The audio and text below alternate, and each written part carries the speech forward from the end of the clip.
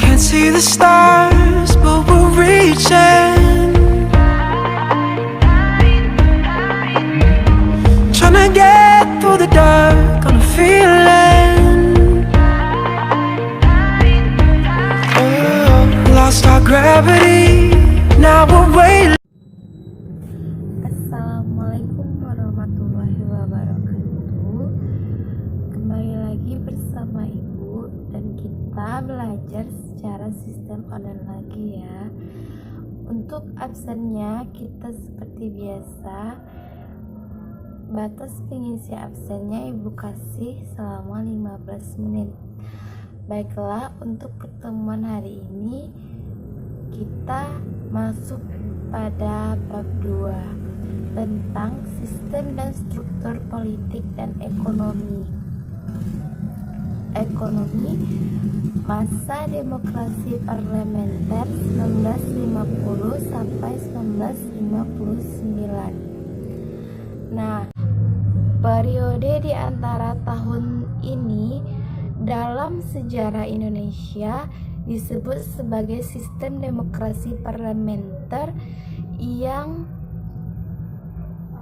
memperlihatkan semangat belajar berdemokrasi. Oleh karena itu, sistem pemerintahan yang dibangun mengalami kendala yang mengangkatkan jasa bangsa kabinet.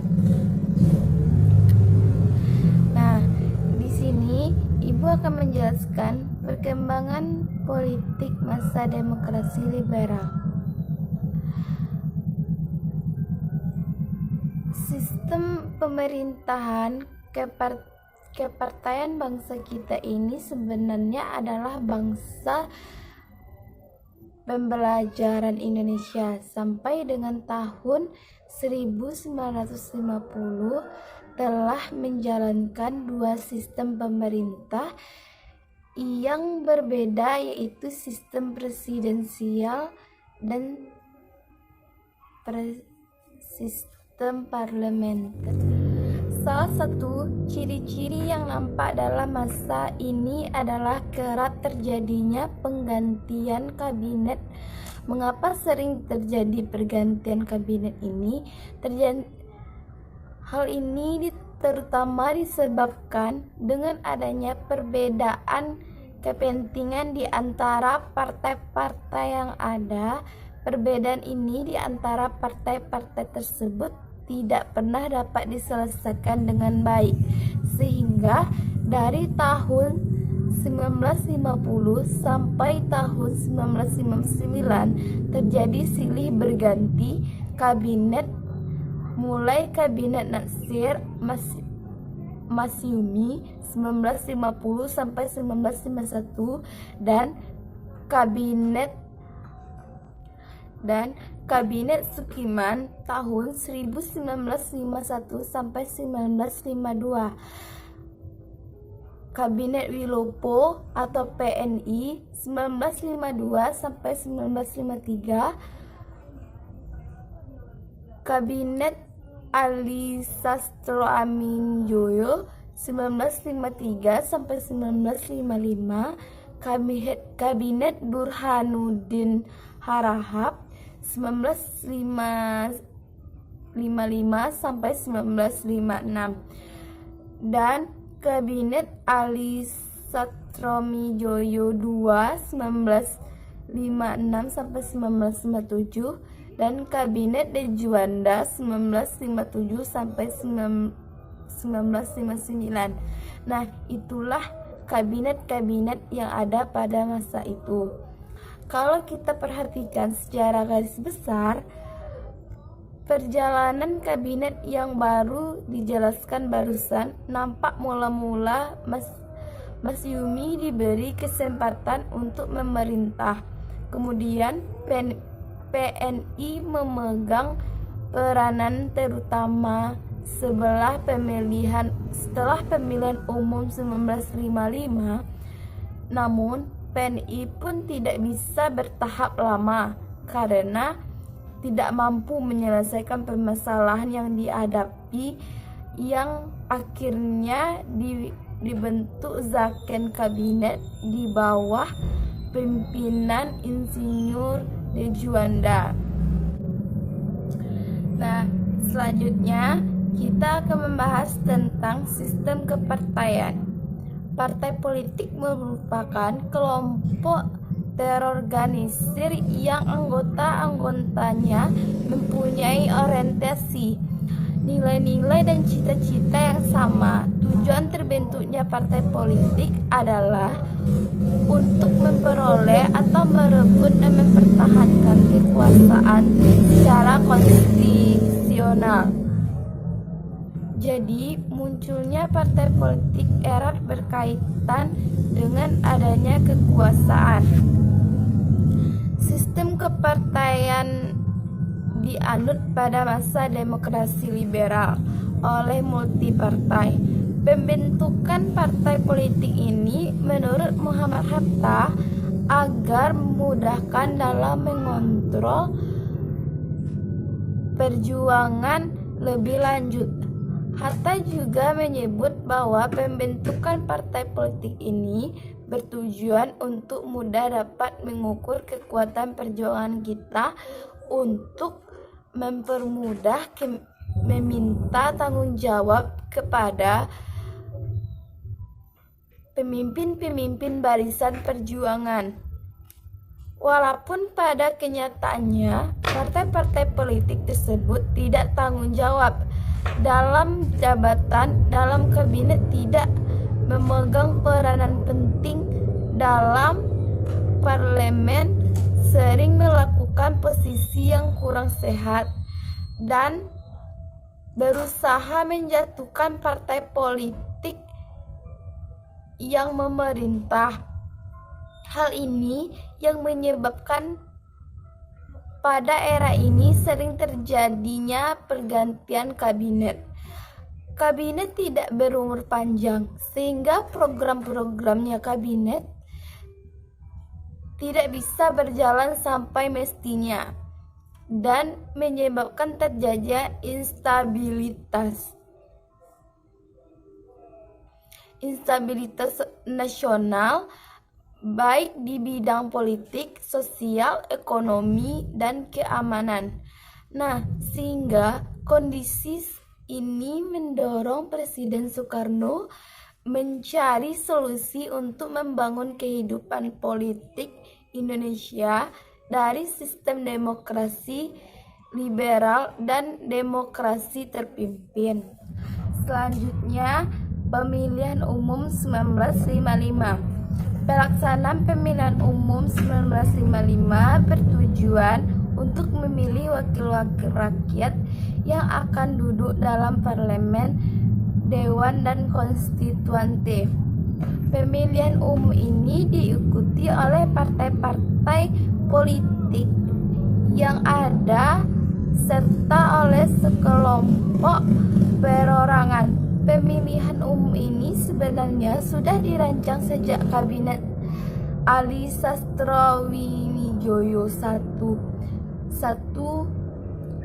pada tanggal 31 Juli 1953. sampai 12 Agustus 1955 dengan membentuknya panitia pemilihan umum yaitu Kabinet Burhanuddin Harahap. Pelaksanaan pemilihan umum pertama dibagi ada dalam 16 daerah. Pemilihan yang meliputi 20 kabupaten, 2.139 kecamatan, dan 43.429 desa. Pemilihan umum 1955 dilaksanakan dalam 2 tahap.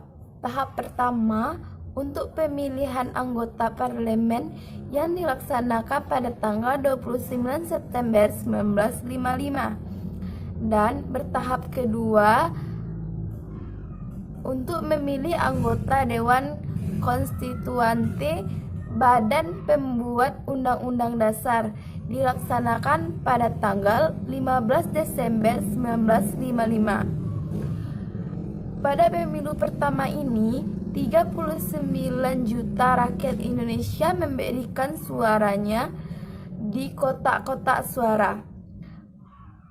Pemilihan umum 1955 merupakan tonggak demokrasi pertama di Indonesia. Keberhasilan penyelenggaraan pemilihan umum ini menandakan telah berjalannya demokrasi dan kalangan rakyat.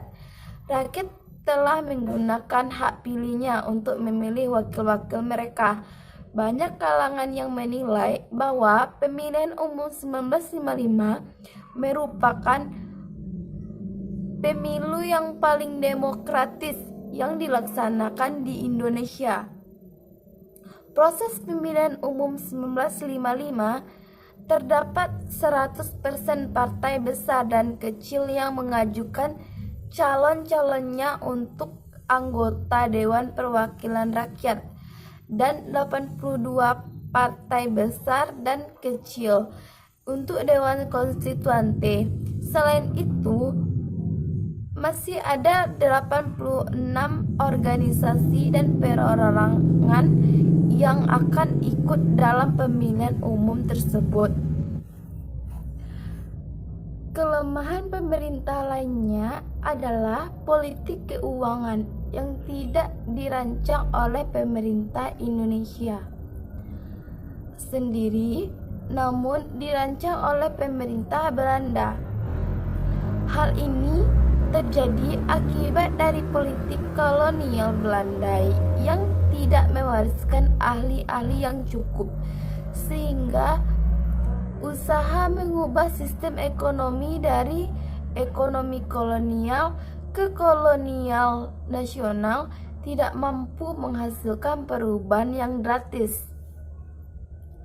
Kebijakan yang ditempuh pemerintah untuk mengulangi permasalahan tersebut di antaranya adalah melaksanakan industrialisasi yang dikenal dengan rencana Soemito. Sasaran yang ditekankan dari program ini adalah pembangunan industri dasar seperti pendirian pabrik semen, permintaan karung percetakan. Kebijakan ini diikuti dengan peningkatan produksi pangan, perbaikan sarana dan prasarana, dan penanaman modal asing. Jadi itulah materi kita hari ini tentang penjelasannya.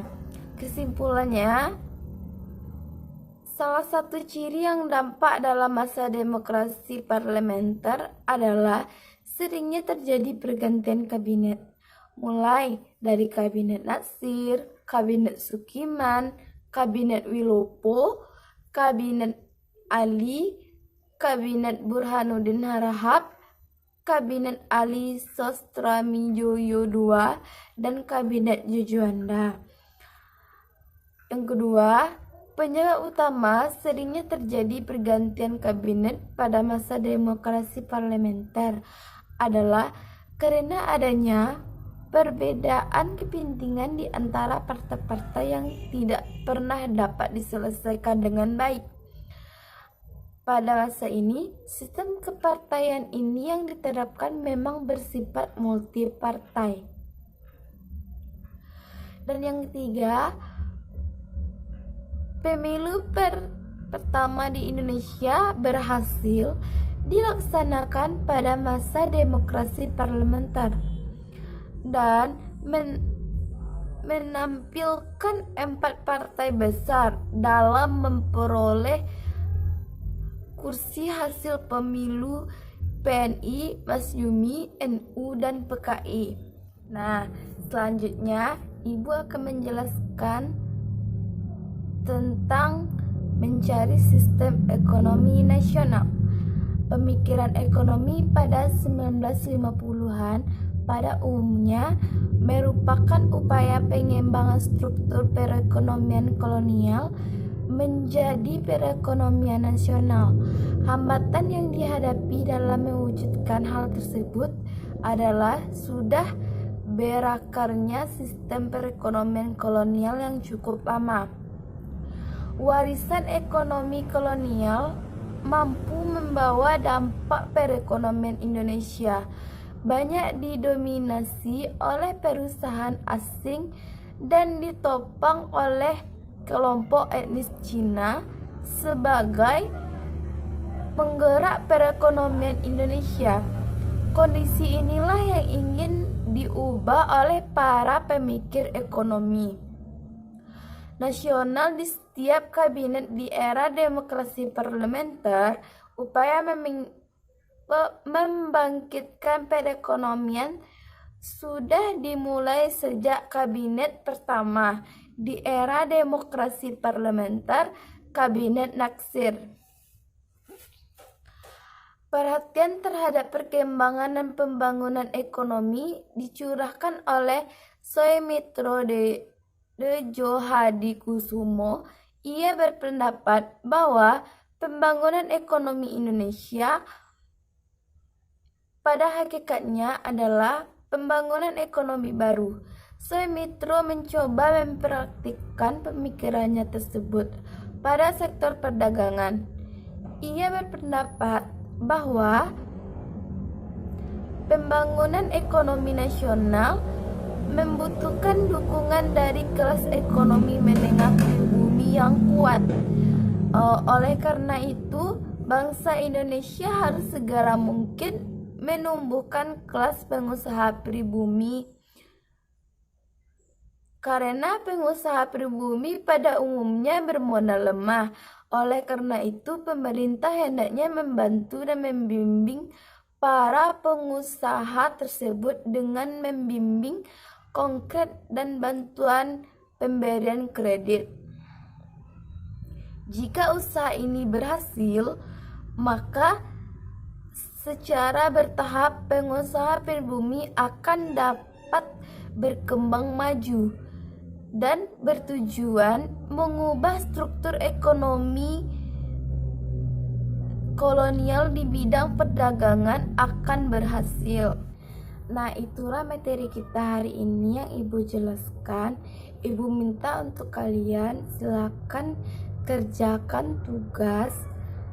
Kalian buat sebuah rangkuman.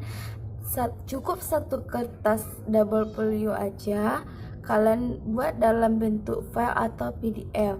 Silakan dikumpulkan kepada ketua kelasnya, dan ketua kelasnya dikumpulkan sama ibu jam 8 malam nanti.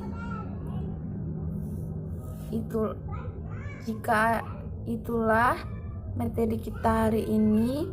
Baiklah, Ibu rasa sudah cukup untuk materi kita hari ini, dan jamnya juga sudah habis, dan Ibu akhiri dengan But I know in my heart we can take this. We got monsters in our closets, had a reason, but we lost it.